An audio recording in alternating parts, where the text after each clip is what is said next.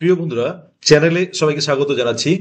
আজকে আমাদের নজর থাকছে প্র্যাকটিস সেট 36 এর উপরে। আচ্ছা, প্র্যাকটিস সেট 36 এর আগের কয়েকটা সেটের মতো কিন্তু কিছু গ্রামার থাকছে, এবং গ্রামারগুলো আপনারা জানেন খুব ইম্পর্টেন্ট এই কারণে যে গ্রামারগুলোতে কিন্তু মার্কসটা অনেকটা ভেরি করে, যার জন্য আমরা টেক্সটের সাথে সাথে গ্রামারগুলো তো অবশ্যই নজর রাখবো। এখানে কিছু ভালো গ্রামার আছে, আপনারা যে গ্রামারগুলোর খোঁজ করছেন সেই টাইপের গ্রামার গুলো নিয়েই আমার এই প্র্যাকটিস সেট গুলো থাকে, এবং সবাই তাই বলছেন যে এইগুলো প্র্যাকটিস সেটে গ্রামার গুলো আসার মতো। তো আমরা সেই গ্রামার গুলোর দিকে একটু নজর রাখি। তবে গ্রামারের যেটা আপনারা এক্সপেক্ট করছেন যে গ্রামারটা একটু এক্সপ্লেইন করে দিলে ভালো হয়, আমার মতে একটু এক্সপ্লেইন করাই যেতে পারে, কিন্তু গ্রামারের ক্ষেত্রে কিন্তু ডেফিনেশন এবং এক্সাম্পল দিয়ে ভালো করে না বুঝলে সেই জায়গাটা কিন্তু একটু অস্পষ্ট থেকে যায়। যার জন্য একটু কম এক্সপ্লেইন করে, মানে নিজেরা যদি একটু খোঁজ খবর নিয়ে সেই গ্রামার গুলো বের করা যায় তাহলে কিন্তু অনেকটা উপকারে দিবে। যাকে আমার যতদূর জানা যায়, তো মানে আমি চেষ্টা করছি একটু এক্সপ্লেইন করে দেওয়ার। চলুন ধরি, her answering the questions in such a way was irritating. এখানে আমরা প্রথম প্রশ্নটা পেলাম, the italicized phrase used in this line is an example of. চারটা অপশন আছে আমাদের: participle, gerund, infinitive, absolute phrase. এবার আমাদের খেয়াল রাখতে হচ্ছে যে ইটালিসাইজড ফ্রেজটা কিসের এক্সাম্পল। তাহলে হার অ্যান্সারিং দ্য কোশ্চেন, তার এই প্রশ্নগুলোর উত্তর দেওয়া ইন সাচ ওয়ে, এভাবে, ওয়াজ ইরিটেটিং, এটা কিন্তু একটা ইরিটেটিং ব্যাপার। অর্থাৎ ইরিটেটিং মানে হচ্ছে বিরক্তিকর। তাহলে তার অ্যান্সার দেওয়াটা, এখানে এই জায়গাটাকে যদি আমরা খেয়াল রাখি তাহলে এই পোর্শনটাকে আমরা কি বলবো, এই ইটালিসাইজড ফ্রেজটাকে আমরা কি বলবো। তো ইটালিসাইজড ফ্রেজটার ক্ষেত্রে আমাদের যেটা করা উচিত, মানে দেখা উচিত, সেটা এটা কোন ফর্মে আসে। এটা যদি পার্টিসিপল হয় তাহলে কিন্তু আমাদের পার্টিসিপলের ক্ষেত্রে আমরা জানি যে পার্টিসিপলটা অনেকটা অ্যাডজেক্টিভের মতো কাজ করে, কিন্তু এখানে ভার্বটা দিয়ে এখানে একটা নাউনের ফর্ম তৈরি করার চেষ্টা করা আছে। দেখুন, তার এভাবে প্রশ্নগুলোর উত্তর দেওয়া, এটা কিন্তু নাউন, যার জন্য আমাদের যেটা ব্যবহার হচ্ছে এখানে সেটা কিন্তু জিরান্ট। এটা জিরান্ট হচ্ছে রাইট অ্যান্সার। এখানে পার্টিসিপলটা হচ্ছে না, এটা অ্যাডজেক্টিভ এখানে ব্যবহারটা পাচ্ছি না। আবার ইনফিনিটিভ তো নয়, ইনফিনিটিভ আমরা জানি টু প্লাস ভার্বের বেস ফর্ম। এবং অ্যাবসলিউট ফ্রেজ যদি থাকে তাহলে কিন্তু অ্যাবসলিউট ফ্রেজের আগে আমরা একটা সাবজেক্ট পাই, সাবজেক্টের পরে কিন্তু ভার্বের এই ফর্মগুলো পাই। সেটা পার্টিসিপল ফর্ম হতে পারে বা বিভিন্ন ফর্মগুলো হতে পারে। তো সেই জিনিসটা এখানে কিন্তু নেই, যার জন্য এখানে আমরা জিরান্টকেই পাবো। অর্থাৎ number 1, gerund is the right answer. আচ্ছা, এবার আসি পরেরটাতে, change the gender of the word peer. Peer এর জেন্ডারটাকে চেঞ্জ করতে বলছে। তাহলে পিয়ার এর জেন্ডারটা কি হতে পারে? পিয়ার মানে আমরা জানি সাথী। তো পিয়ার এর জেন্ডারটা চেঞ্জ করতে গেলে দেখুন কতগুলো অপশন আছে, কিন্তু অপশনগুলোর ক্ষেত্রে আমরা যেটা নজর রাখি যে অপশনগুলো কিন্তু প্রায় একই রকম, শুধু স্পেলিং এর কিছু ডিফারেন্স থাকে। এখানেও স্পেলিং এর ডিফারেন্স আছে, যেমন পিয়ারএস, পিয়ারট্রেস, পিয়ারটার আর পিয়ারটর, এই চারটা অপশন কিন্তু আছে। যদি এই জিনিসগুলো একটু না জানা থাকে, অর্থাৎ আমরা যদি জেন্ডার চেঞ্জটা না জেনে থাকি আগে, তাহলে কিন্তু বের করা খুব মুশকিল হয়, আন্দাজ করে এই জিনিসগুলো দেওয়া যায় না। যার জন্য এইটার ক্ষেত্রে সাজেস্ট করা উচিত যে যতটা পারবেন এই টাইপের জেন্ডার চেঞ্জগুলো সবগুলো খাতায় লিখে রেডি করে রাখা, আননোন কিছু পেলে সেটাকে রেডি করে রাখা, না হলে এগুলো কিন্তু অ্যাটেম্প করা খুব মুশকিল হয়ে যায়। আচ্ছা, এখানে আমরা পিয়ারের জেন্ডারটা আমরা যেটা জানি, বা পিয়ারের জেন্ডার অ্যান্সারটা হচ্ছে কিন্তু পিয়ারএস, এটাই কিন্তু হচ্ছে রাইট অ্যান্সার। তাহলে number 2, peeress is the right answer. আচ্ছা, এবার নাম্বার 3 এবং 4 এ আসি। নাম্বার 3 তে দেখুন, the work having done early I decided to go to my friends house. The italicized phrase used in this line is an example of। আচ্ছা, এখানে italicized phrase এটুকু হওয়ার কথা ছিল, কিন্তু এখানে দিতে পারিনি, সে ভুল হয়ে গেছে। আচ্ছা, এখানে আমি আন্ডারলাইন করে দিচ্ছি এই ফ্রেজটাতে, the work having done early. এটা কিসের উদাহরণ? এটা কি পার্টিসিপল আমরা বলতে পারি, নাকি জিরান্ট বলতে পারি, নাকি ইনফিনিটিভ বলতে পারি, না অ্যাবসলিউট ফ্রেজ বলতে পারি? আচ্ছা, এখানে অ্যাবসলিউট ফ্রেজ এটা রাইট অ্যান্সার, নাম্বার ডি। কেন? অ্যাবসলিউট ফ্রেজটা হচ্ছে, দেখুন আমরা এই ফর্মগুলো পাই, হ্যাভিং, বিইং, এগুলো কিন্তু পাই, এবং তার সঙ্গে যেটা আমরা পাই অ্যাবসলিউট ফ্রেজের ক্ষেত্রে সেটা কিন্তু একটা সাবজেক্ট থাকে, সাবজেক্ট এই অংশটা থাকে এখানে, যেমন দ্য ওয়ার্ক হ্যাভিং ডান, এখানে হ্যাভিং ডানটা থাকছেই, এটাকে আমরা ফাইনাইট ভার্ব হিসাবে পাচ্ছি না। আচ্ছা, আর্লি তো এর সঙ্গে কানেক্টেড আছে, তাহলে the work having done early, এটা কিন্তু এই টাইপের যে ফরমেশন গুলো থাকে সেটাকে আমরা অ্যাবসলিউট ফ্রেজ বলি। এবং এখানে 3 নাম্বারটা কিন্তু absolute phrase is the right answer, অর্থাৎ D is the right answer. আচ্ছা, এবার আসছি 4 নাম্বারটাতে, দেখুন the quality of verb that expresses the speaker's attitude towards likelihood, existence or desirability of the verb's action is called. এখানে কিন্তু বলছে যে আমরা ভার্বের কোয়ালিটি, যেটাতে স্পিকারের অ্যাটিটিউড দেখা যায় কিসের প্রতি, লাইকহুডের প্রতি বা এক্সিস্টেন্সের প্রতি বা desirability of the verb's action is called, সেটাকে কি বলি? সেটা কেস, মুড, ক্লজ না ফোনিমি? দেখুন, তাহলে ভার্বের কোয়ালিটিটা বোঝাবে। ভার্বের কোয়ালিটিটা কি? একটা হচ্ছে সম্ভাবনা, একটা হচ্ছে এর অস্তিত্ব, এটাকে সত্তা, এটাকে বোঝানো যেতে পারে, অথবা ডিজায়ারেবিলিটি বা কোনো ইচ্ছা বোঝাবে। এই টাইপের যদি কোনো কিছু বোঝায় ভার্বের অ্যাকশনটা দিয়ে, সেই কোয়ালিটির ভার্বটাকে আমরা যেটা বলি, বা স্পিকারের অ্যাটিটিউডটা যে ভার্বটা দিয়ে প্রকাশ পাবে সেটাকে কিন্তু আমরা মুড বলি। তাহলে এখানে আমরা কেস পাচ্ছি না, mood is the right answer. There is 4B, mood is the right answer. তাহলে আমরা এটাকে বিটাকে মুডের এক ডেফিনেশন হিসেবে কিন্তু ধরে নিতে পারি যে mood is the quality of verb that expresses the speakers attitude towards the likelihood, existence or desirability of the verb's action. এটাকে কিন্তু আমরা মুডের ডেফিনেশন গুলো ধরে নেব, তাহলে সেটা সুবিধা হবে। আমরা জানি এরপরে মুডের বিভিন্ন রকম হয়, 3 রকম মুড আমরা পাই। আচ্ছা, মেইনলি 3 রকম, আরো 2-1 রকমের কথা শোনা যায়। আচ্ছা, তারপর এবার আসি 5 নাম্বারটাতে। 5 নাম্বারটা দেখুন, the fire started to spread quickly and we call the fire brigade as quickly as possible। এটাকে বলছে the underlined phrase is an example of। underlined phrase টা কিসের example? Number 1 prepositional phrase, number B adverbial phrase, number C conjunctional phrase, number D adjective phrase. তাহলে এখানে কিন্তু আমাদের দেখতে হচ্ছে যে এটা কোন ধরনের ফ্রেজের এক্সাম্পল। তাহলে এখানে যেটা পাচ্ছি সেটা as quickly as possible. As quickly as পসিবলটাকে আমরা জানি যে কিভাবে, তাহলে কিভাবে দিয়ে যখন আমাদের এরকম একটা প্রশ্ন করে জিজ্ঞেস করতে হয় তখন সেটা কিন্তু অ্যাডভার্বের মধ্যে পড়ে, এবং এটা একটা অ্যাডভার্বিয়াল ফ্রেজ। তার মানে এই 5 নাম্বারের অ্যান্সারটা কিন্তু পাচ্ছি আমরা adverbial phrase. The fire brigade, we call the fire brigade as quickly as possible, তার মানে যত তাড়াতাড়ি সম্ভব। এটাকে এই অ্যাজ কুইকলি অ্যাজ পসিবল কে আমরা খেয়াল রাখবো যে এটা অ্যাডভার্বিয়াল ফ্রেজ। আচ্ছা, number 6, the boy try to overcome from his helpless condition. এখানে ওভারকাম আছে, tick the correct option for the underline phrasal verb. আন্ডারলাইন ফ্রেজাল ভার্বটার জন্য কারেক্ট অপশন কোনটা হবে? Dose of, tied over, set off, pass over. আমরা 4টা কিন্তু এখানে পেয়ে গেলাম। তো ওভারকাম, ওভারকাম বা অতিক্রম করা, এটাকে কিন্তু আমাদের খেয়াল রাখতে হবে যে এটা টাইড ওভার, টাইড ওভারটাই কিন্তু ওভারকাম। ডোজ অফ ঝিমানি এই টাইপের অর্থে ব্যবহার হয়, কিন্তু এগুলো বাকি 3টেই হচ্ছে না আমাদের। তাহলে টাইড ওভার মানেই ওভারকাম, এটাই আমাদের number 6B is the right answer. আচ্ছা, পরেরটাতে আসি, প্লুরাল ফর্ম অফ ভিসেস। ভিসেস মানে কিন্তু দেখুন মুখমণ্ডল বা মুখ বা বাইরের মুখমণ্ডলের আকারটা, সেটাকে বলে ভিসেস। তাহলে ভিসেসের প্লুরাল ফর্মটা কি? ভিসেজেস নাকি ভিসেজি নাকি ভিসাজ নাকি ভিসেজেস? তাহলে এখানে কিন্তু আমাদের 4টা অপশন আছে, কিন্তু মুশকিলটা হচ্ছে যদি এই টাইপের প্লুরাল ফর্ম গুলো আমরা না জানি যে এটার প্লুরাল ফর্মের অ্যাকুরেট ওয়ার্ডটা কি হবে, তাহলে কিন্তু আমাদের মুশকিল। কারণ স্পেলিং গুলো ডিফারেন্স হয়, স্পেলিং গুলো ডিফারেন্স দেখে আন্দাজ করা যায় না যে এটা কি হবে। কারণ আমরা জানি প্লুরাল ফর্ম কিন্তু বিভিন্ন রকমের হয়, এগুলো বিভিন্ন ফর্ম গুলো ইউজ হয় স্পেলিং এর। তো এক্ষেত্রে ডেফিনেটলি জানতে হবে, ডেফিনেটলি জেনে সেটার অ্যান্সারটা দিতে হবে, না হলে কিন্তু ভুল হয়ে যাবে।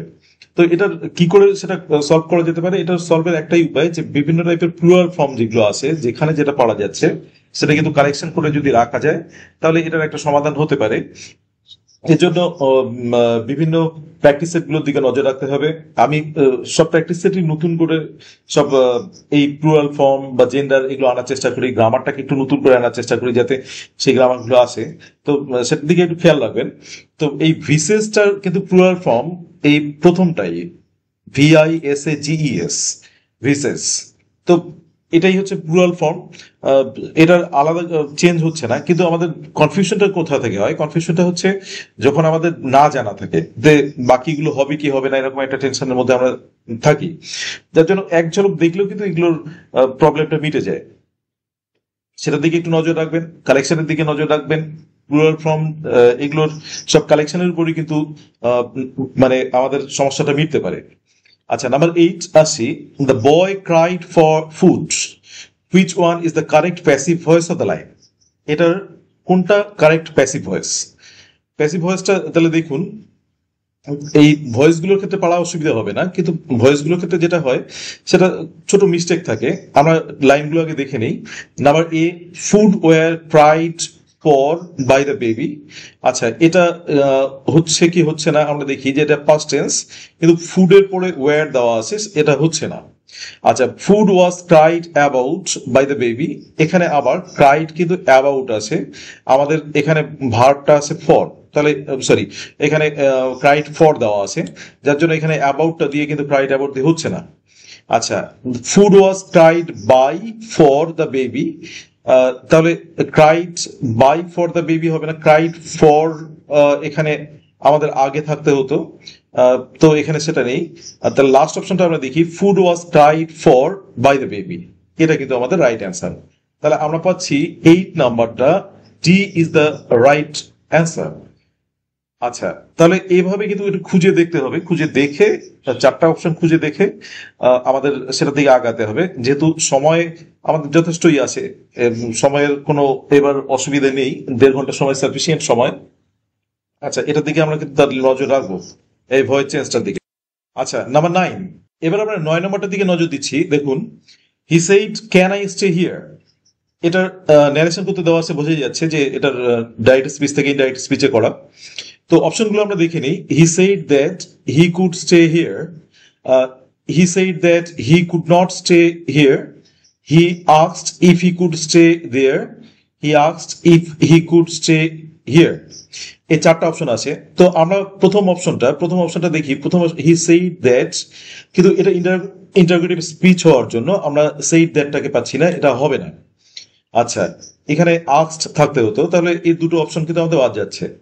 আচ্ছা, number C, his asked if he could stay there, তাহলে এটা কিন্তু আমাদের রাইট অ্যান্সার হচ্ছে, কারণ his asked if he could stay there, এটা আমাদের ন্যারেশন করলে এই অপশনটাই আসে। 9C is the right answer. আচ্ছা, ডিটা আসছে না, ডিটা না আসার কারণটা হচ্ছে এখানে হেয়ারই থাকছে, যার জন্য আমরা কিন্তু এটাকে ডিটাকে রাইট অপশন ধরছি না। আচ্ছা, এবার আসছি নাম্বার 10-এ, দ্য মিক্সিং অফ আনওয়ান্টেড, এটা P portion, through which our health gets affected, এটা Q portion, pollution is due to, এটা R portion, substances in our environment, এটা এস পোর্শন। তাহলে এটাকে কিন্তু আমাদের অ্যারেঞ্জ করতে হয়, আমরা জানি এটা অ্যারেঞ্জ করতে এই অর্ডারগুলোকে ফলো করতে হয়। পি কিউ আর এস আছে, যেটা আমাদের মেইন হবে, মানে আমাদের প্রথম হবে, সেটাকে কিন্তু আগে দিতে হবে।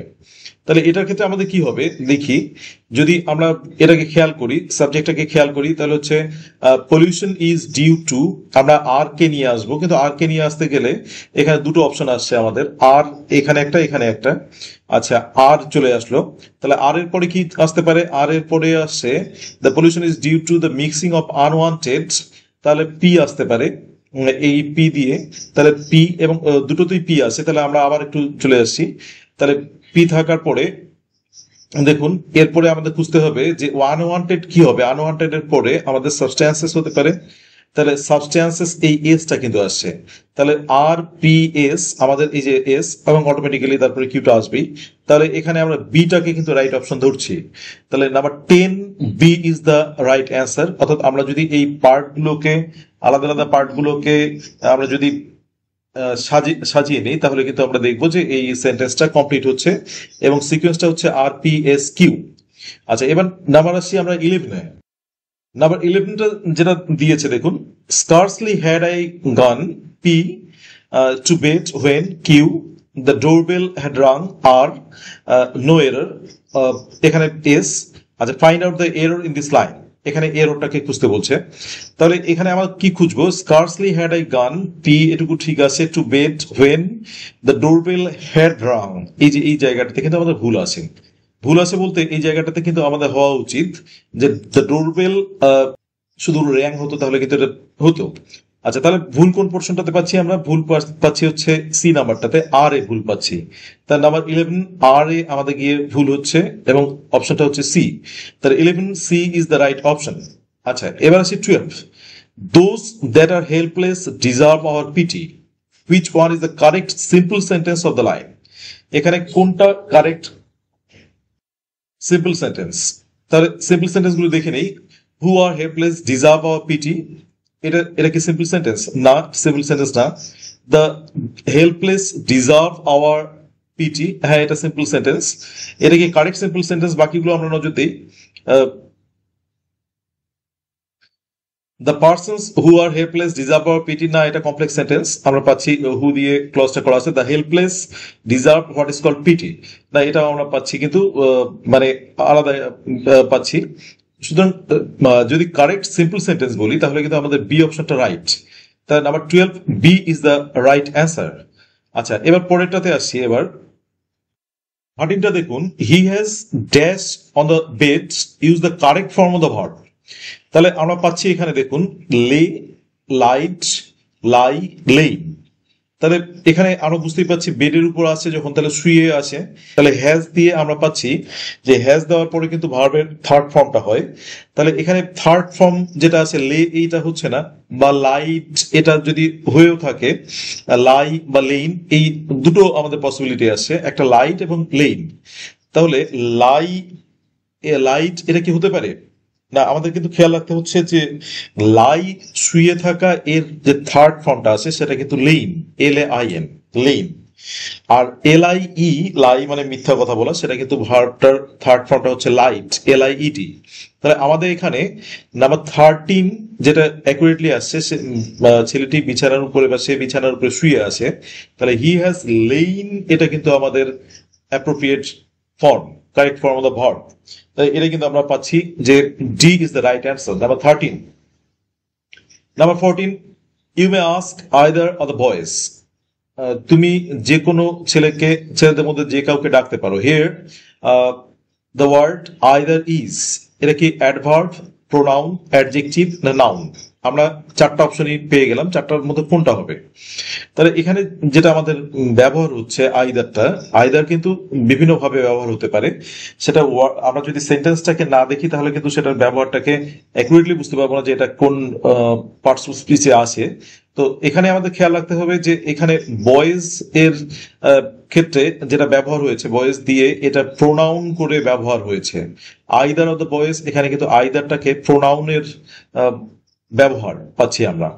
তো এই 14 হচ্ছে বি, এটা অ্যাডভার্ব না বা অ্যাডজেক্টিভ না বা এটা নাউন তো নয়। তো এটা 14 এর ক্ষেত্রে আমরা কিন্তু পাচ্ছি B is the right answer. এবার চলে আসি 15 এর ক্ষেত্রে, identify the suitable pattern of the given sentence, he appointed Sourav his assistant. তাহলে এখানে আমরা কয়েকটা অপশন পাচ্ছি, SVIO, SDO, SVOA, SVOC, SVO, এই চারটা আমাদের পেয়ে গেছি আমরা। এবার আমাদের যেটা খেয়াল করতে হচ্ছে সেটা হচ্ছে যে এখানে কোন প্যাটার্নটা আছে। এখানে অবশ্যই আমরা সাবজেক্ট পাচ্ছি, তার সাবজেক্ট মিল আছে, সাবজেক্ট ভার্ব এই দুটো মিল থাকেই। আচ্ছা, এরপরে সৌরভ পাচ্ছি, তাহলে সৌরভ হচ্ছে অবজেক্ট, তাহলে অবজেক্টকে পাচ্ছি।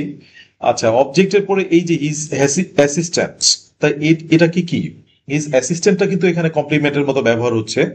তাই আমাদের যে প্যাটার্নটা এখানে আছে, তাহলে SVOC, এই প্যাটার্নটাই কিন্তু এখানে রাইট, অর্থাৎ 15C is the right answer. আচ্ছা, এগুলোই হচ্ছে আমাদের আজকের গ্রামার গুলো। একটু এক্সপ্লেইন করার চেষ্টা করলাম, ডিটেলসে খুব বেশি এক্সপ্লেইন করতে গেলে অনেকটা সময় প্রয়োজন, প্রত্যেকটা গ্রামারের উপর নজর দিয়ে ওগুলোর আরো অনেকটা ডিটেইলড ডিসক্রাইব করতে হয়। কতটা মানে গেলে সেটা তো সমস্যার ব্যাপার, কারণ প্রত্যেকটা আলাদা আলাদা টপিক নিয়ে আলোচনা করতে হয়। তো এভাবেই গ্রামার গুলো একটু আলোচনা করার চেষ্টা করব। এরপরে হয়তো ভালো লাগবে, আরো গ্রামার সেট গুলো নিয়ে আসবো।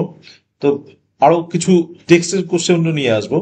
চ্যানেলের দিকে নজর রাখুন, আপনারা পাশে আছেন, এটা অনেকটা সৌভাগ্যের ব্যাপার। Thank you for watching the video. Please subscribe the channel and stay tuned.